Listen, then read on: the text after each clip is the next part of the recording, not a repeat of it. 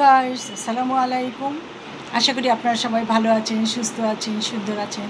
আমি আবার আপনাদের মাঝে উপস্থিত হয়েছি একটা ছোট্ট গল্প করার জন্য, আর তা হলো নিঃসঙ্গতা। মানুষের জীবনে নিঃসঙ্গতা একটা বড় কঠিন অসুখ। পরিবারের সবাই আছে, কেউ কিন্তু সঙ্গ দেয় না।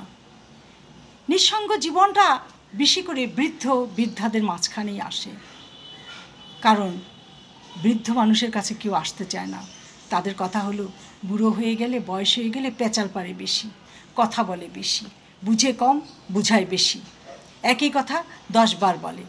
সেই জন্য কেউ তাদের ধারে পাশে আসতে চায় না, আর সেখান থেকে তারা নিঃসঙ্গ হয়ে পড়ে, সঙ্গী সাথীহীন হয়ে পড়ে।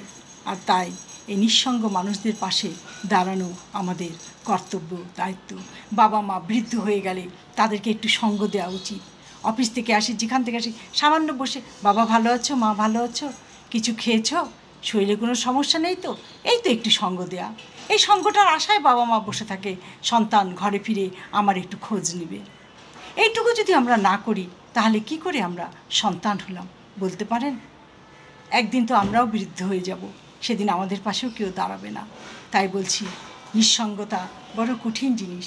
সবাই মিলে সবাইকে একটু সঙ্গ দিন, দেখবেন নিঃসঙ্গতাটা কেটে গেছে, অন্তর থেকে দোয়া চলে আসছে। আজ এই পর্যন্ত। আমার কথাগুলো যদি ভালো লাগে, সাবস্ক্রাইব করুন, বেল বাটন টিপে দিন, বেশি বেশি শেয়ার করুন, সবার মাঝে ছড়িয়ে দিন। ভালো থাকেন, সুস্থ থাকেন। আল্লাহ হাফেজ।